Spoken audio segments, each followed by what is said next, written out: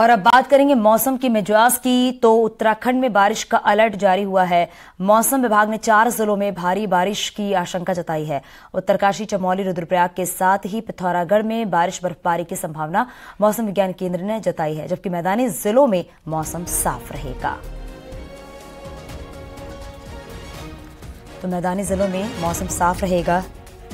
हालांकि उत्तराखंड में बारिश का अलर्ट जारी किया गया है। पिथौरागढ़ में भी बारिश बर्फबारी की आशंका जताई गई है।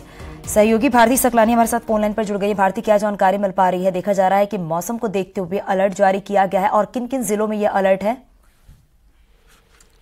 4 जिलों के लिए मौसम विज्ञान केंद्र की तरफ से ये कहा गया है कि हल्की बारिश और ऊपरी इलाकों में बर्फबारी देखने को मिल सकती है, जिसमें बद्रीनाथ और केदारनाथ के ऊपरी इलाके जो है वहां पर ये कहा जा रहा है कि हल्की बर्फबारी देखने को मिल सकती है दोपहर बाद। इसके अलावा मैदानी जिलों में ये कहा गया है कि मौसम साफ रहने वाला है, और आज के लिए अलर्ट खास तौर पर दिया गया है, जिसमें कहा गया है कि पिथौरागढ़ के भी कुछ इलाके शामिल हो सकते हैं जहां पर कहीं कहीं पर हल्की बारिश देखने को मिल सकती है।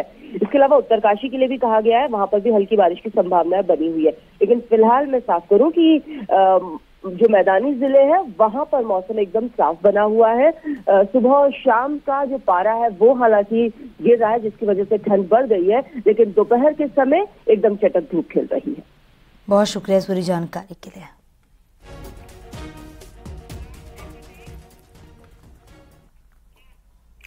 सरकारी सेवाओं में राज्य आंदोलनकारियों और उनके एक आश्रित को 10% आरक्षण देने का एक मामला एक बार फिर लटक गया है। विधानसभा में लाए गए आरक्षण विधेयक पर विचार करने के लिए गठित प्रवर समिति का कार्यकाल एक बार फिर 2 महीने के लिए बढ़ा दिया गया है। इससे राज्य आंदोलनकारियों में गुस्सा बना हुआ है। सितंबर में आयोजित विधानसभा सत्र में ये विधेयक लाया गया था, जिसे कुछ खामियों के कारण प्रवर समिति को सौंप दिया गया था, और तय हुआ था कि प्रवर समिति 15 दिन में अपनी सिफारिशें विधानसभा को सौंप देगी। तब से 2 बार प्रवर समिति का कार्यकाल बढ़ाया जा चुका है। उधर समिति के सदस्य विधायक विनोद चमोली का कहना है कि समिति विधेयक पर गंभीरता से विचार कर रही है। भविष्य में कोई इसे चैलेंज ना कर सके, उन्होंने राज्य आंदोलनकारियों से धैर्य बनाए रखने की अपील की है। उनको इतना विश्वास रखना पड़ेगा कि आज जो व्यवस्था मैं बना के जाऊंगा, जो हमारी प्रवर समिति बनाएगी, सरकार बनाएगी, वो फूल प्रूफ होगी, ताकि भविष्य में उनको कोई कठिनाइयों का सामना न करना पड़े।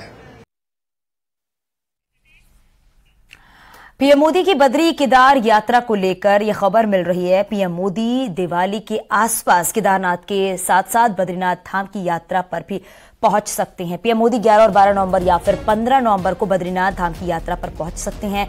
पीएम मोदी की दिवाली के दिन यानी कि 12 नवंबर को केदारनाथ आने की खबर है, और अब खबर यह भी कि उसी दिन के आसपास ही बताया जा रहा है कि बद्रीनाथ धाम की भी यात्रा पर पीएम नरेंद्र मोदी जा सकते हैं। हालांकि अभी स्थानीय प्रशासन और बीकेटीसी को कोई ऑफिशियली जानकारी इसकी नहीं मिली है।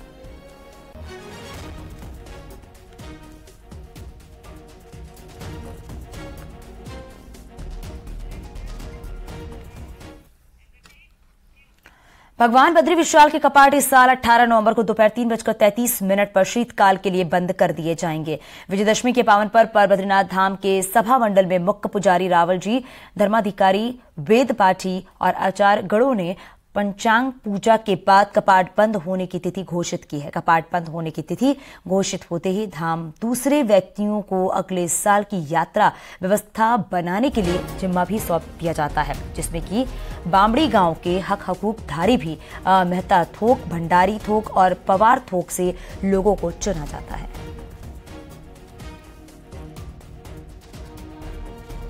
विजयदशमी के शुभ अवसर पर भगवान बद्री विशाल जी के कपाट बंद होने का दिन जो सुनिश्चित किया गया है, 18 नवंबर को 3:33 पर भगवान श्री बद्री विशाल जी के जो कपाट है वो समस्त श्रद्धालुओं के लिए बंद किए जाएंगे।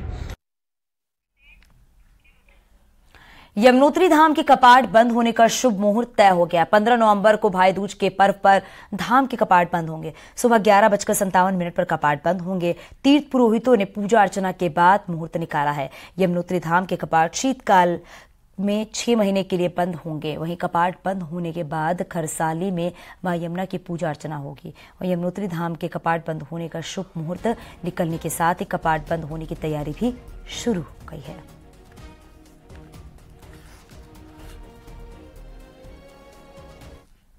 पावन पर्व पर मां यमुना जी के कपाट बंद होते हैं। और इस वर्ष भैया दूज का जो पावन पर्व है वह 15 नवंबर 29 गते कार्तिक बुधवार को अपराह्न 11:57 पर अभिजीत मुहूर्त मकर लग्न की पावन बेला पर श्री यमुनोत्री धाम में मां यमुना जी के कपाट 6 माह हेतु बढ़ा दिए जाएंगे। और इसके बाद मां यमुना जी का पूजन दर्शन, मां यमुना जी के शीतकालीन प्रवास खरसाली कुशीमठ में आप सबको सुलभ हो पाएंगे। और इसी दिन मां यमुना जी की डोली अपने भाई शनि महाराज की अगुवाई में यमुनोत्री धाम से खरसाली कुशीमठ के लिए प्रस्थान करेगी। और चलिए नजर डालते हैं पहाड़ की 10 बड़ी खबरों पर भी। रुड़की खानपुर में पत्नी को पेट्रोल से जलाने की कोशिश करने वाले पति को पुलिस ने गिरफ्तार कर लिया है। हादसे में पत्नी गंभीर रूप से घायल हो गई थी। कोटद्वार में नो एंट्री में चल रहे भारी वाहनों के खिलाफ पुलिस ने सख्त रुख अपनाया है, जिसके बाद पुलिस ने 4 ट्रैक्टर ट्रॉलियों और 1 ट्रक को सीज किया है। उत्तरकाशी में सुवाखोली देहरादून सड़क खस्ता हाल है। 1.5 साल से अलमस बैंड के पास पुल बन रहा है। लोगों को आवाजाही में भारी दिक्कतों का सामना करना पड़ रहा है। अल्मोड़ा में मुंशी हरिप्रसाद टमटा धर्मशाला का निर्माण जल्द हो जाएगा, जिसके लिए भूमि पूजन हो गया है। कोटद्वार में मृत व्यक्ति के नाम की जमीन को फर्जी तरीके से बेचने और रजिस्ट्री करने के मामले में पुलिस ने 3 लोगों को गिरफ्तार किया है। देहरादून में मां दुर्गा की विधिवत दुर्गा पंडालों से विदाई की गई है। मां को सिंदूर लगाकर महिलाओं ने अपने सुहाग की लंबी उम्र की कामना की। दिल्ली के बुराड़े इलाके में भी उत्तराखंड सांस्कृतिक मंच ने विजयदशमी पर शोभा यात्रा निकाली है, जिसमें कि सैकड़ों लोग शामिल हुए। नैनीताल में दुर्गा महोत्सव का समापन हो गया है। मां दुर्गा को भोग लगाने के बाद डोला नगर भ्रमण के लिए निकाला गया। अल्मोड़ा में दुर्गा मां का विसर्जन किया गया। पूरे बाजार में भ्रमण के बाद कोसी नदी में विसर्जन किया गया।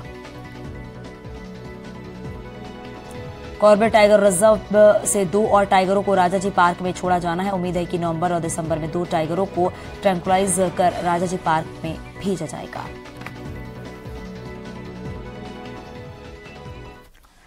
और वक्त हो चला एक छोटे से ब्रेक का। आगे देखिए सुबह 8 बजे की स्पेशल खबरें।